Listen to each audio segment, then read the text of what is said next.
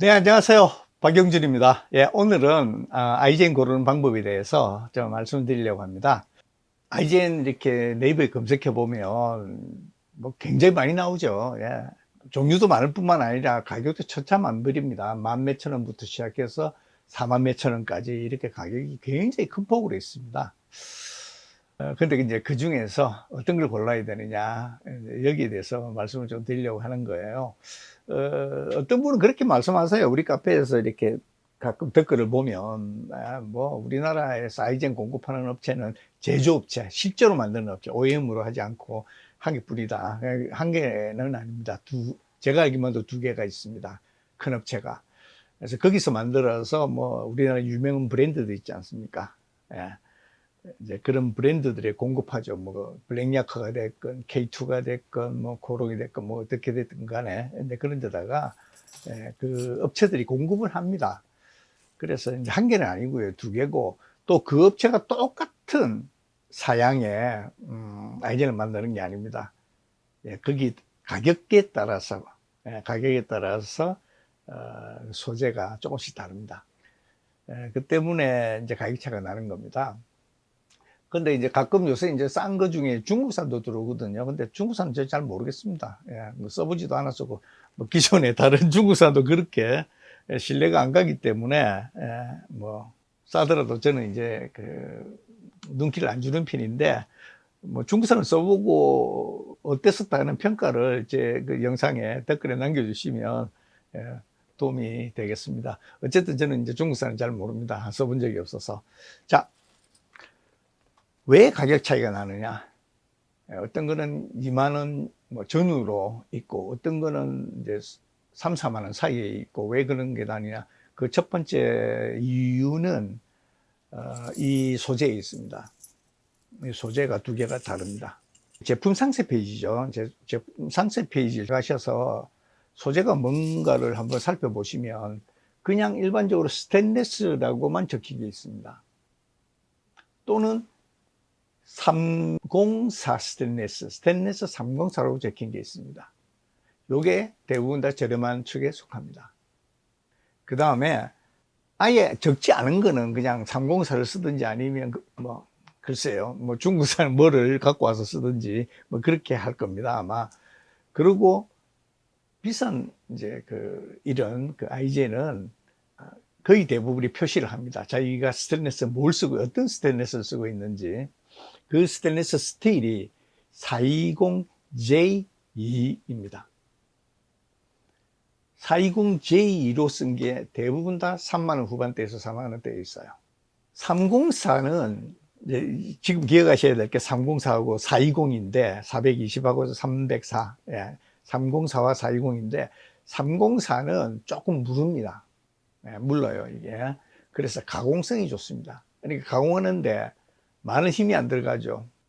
그만큼 가공이 쉽게 되는 거예요. 그런데 420으로 만든 것들은 일단은 경도가 이보다 좋습니다. 그 다음에 여기다가 더 경도가 좋으라고 열 처리를 합니다. 그래서 원 소재 자체도 스테인리스 등급이 이게 윗등급이고, 그 다음에 이 스테인리스에 또 열 처리 가공을 하기 때문에 당연히 304보다 비싸지는 겁니다. 그리고 어떤 특징이 있느냐? 첫 번째는 가볍게 만들 수 있습니다. 이거보다 304보다. 304 두께가 예를 들자면 이 정도 두께라 그러면 이거는 실제로 보시면 그렇지만 얇습니다. 그만큼 아이젠의 무게가 작게 나가게 됩니다.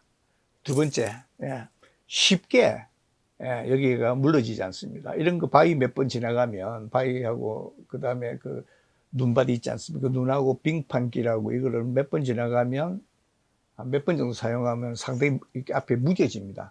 사진 한번 보세요. 그렇지만은 이거는 그보다는 오래 견뎌줍니다.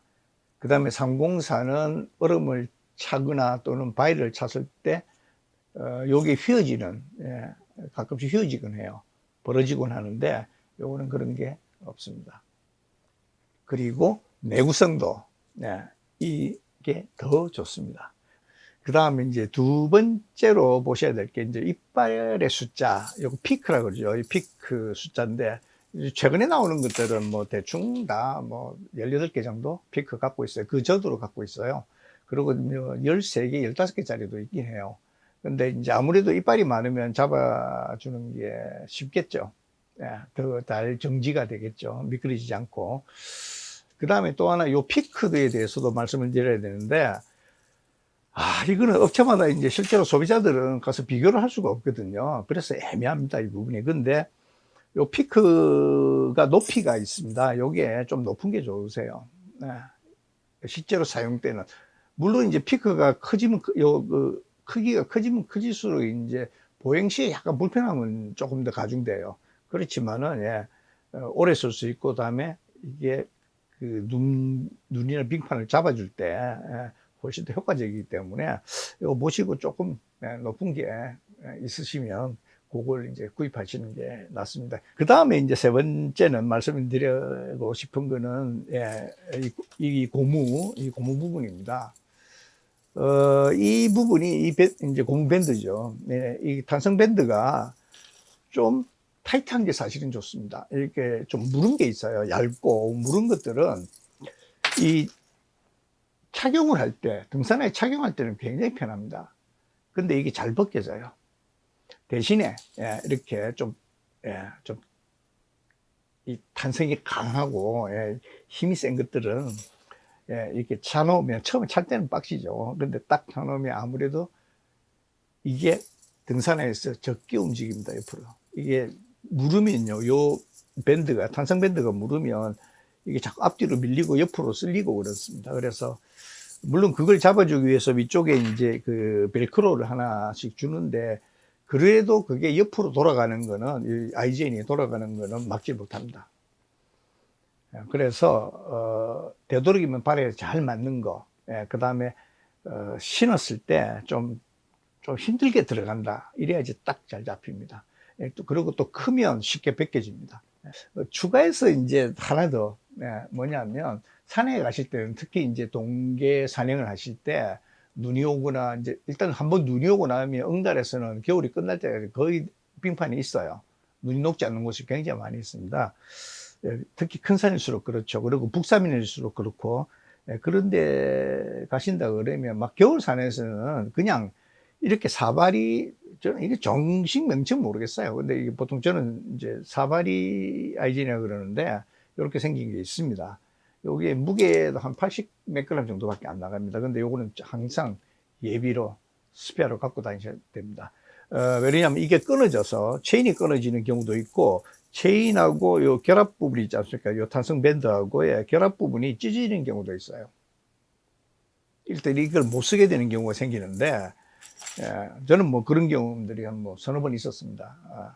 근데 그럴 때를 대비해서 안전을 위해서, 반드시, 이런 것 정도는 스페어로, 보조로 하나씩 갖고 다니는 게 안전 산행을 위해서 좋습니다. 오늘은 여기까지입니다. 감사합니다.